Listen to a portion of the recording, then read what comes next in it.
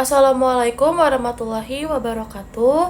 Perkenalkan, nama saya Safadila Evania dengan NIM 202405101131 dari Prodi Hubungan Internasional.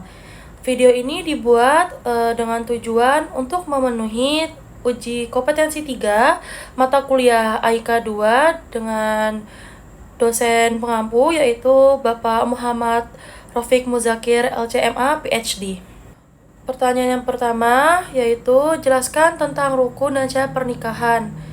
Rukun nikah adalah unsur pokok yang harus ada agar pernikahan dianggap sah secara syar'i.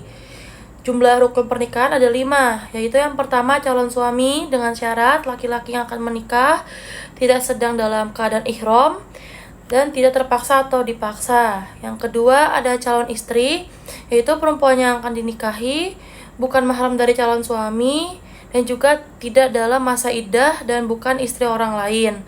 Lalu yang ketiga itu wali nikah. Jadi orang yang berhak menikahkan mempelai perempuan biasanya ayah kandung. Jika tidak ada ayah, bisa digantikan oleh wali nasab lainnya. Jika tidak ada, bisa digantikan oleh wali hakim jika tidak ada wali nasab.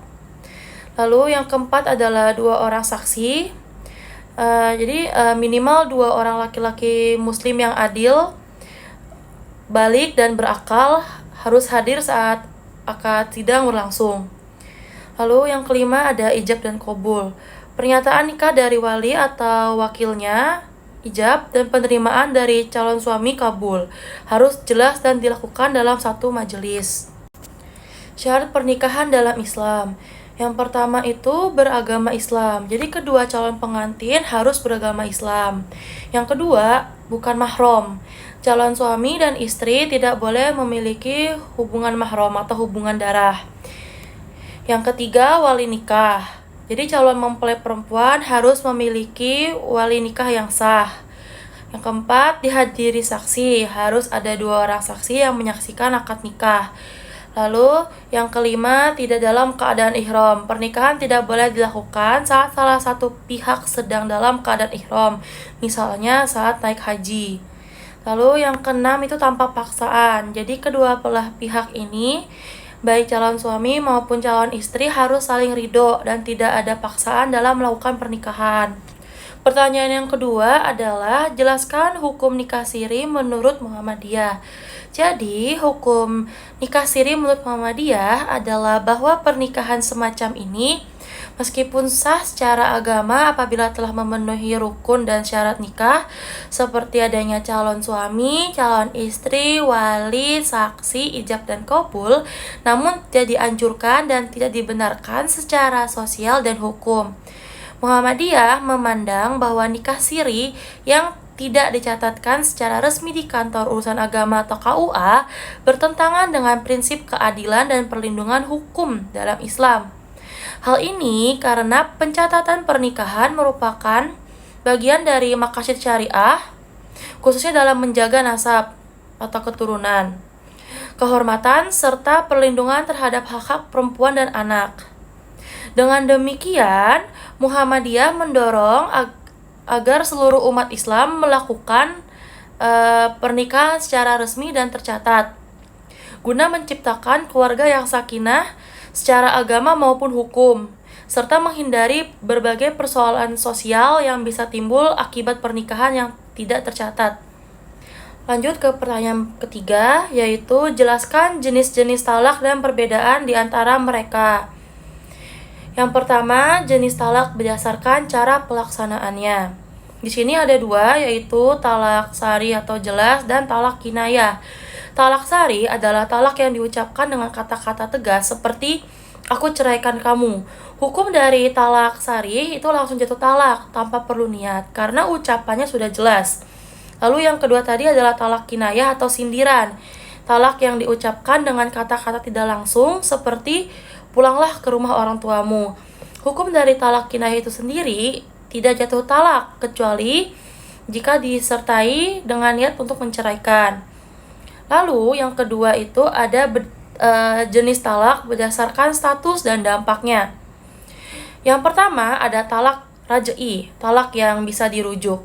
Talak yang dijatuhkan pada pernikahan yang sudah sah dan pernah digauli, namun belum pernah mencapai talak 3.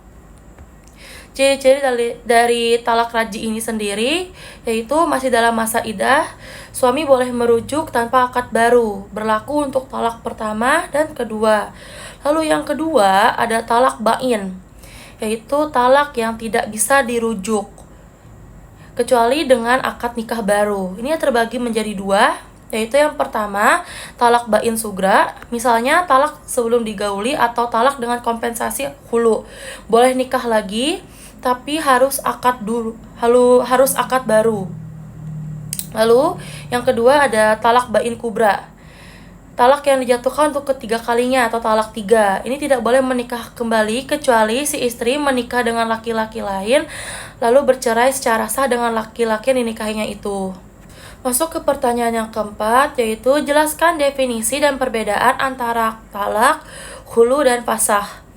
Jadi talak adalah perceraian yang dilakukan oleh suami terhadap istri dengan mengucapkan kata-kata talak. Talak merupakan hak suami dalam pernikahan. Yang kedua, hulu. Hulu adalah perceraian dilakukan atas permintaan istri dengan memberikan tebusan kepada suami. Hulu merupakan bentuk perceraian yang bersifat mutual. Lalu yang ketiga ada fasakh. Fasakh adalah pembatalan pernikahan yang dilakukan oleh pengadilan atau pihak berwenang karena adanya alasan yang sah, seperti adanya cacat pada salah satu pihak, penipuan, atau pelanggaran syarat-syarat pernikahan. Lalu pertanyaan kelima yang saya ambil adalah jelaskan tentang talak di luar persidangan menurut Muhammadiyah.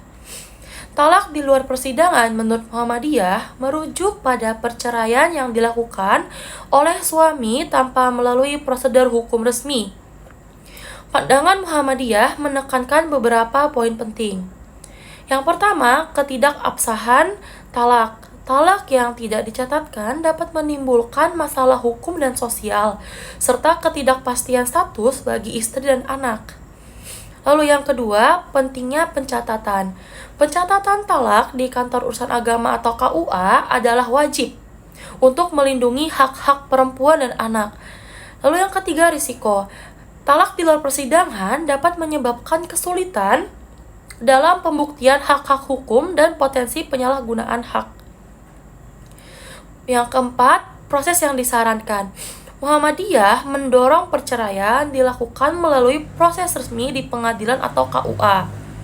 Lalu yang kelima, kemaslahatan. Semua tindakan dalam pernikahan dan perceraian harus mempertimbangkan kebaikan bagi semua pihak, terutama perempuan dan anak. Sekian dari saya. Tadi adalah 5 pertanyaan yang saya pilih dari 6 pertanyaan yang disediakan.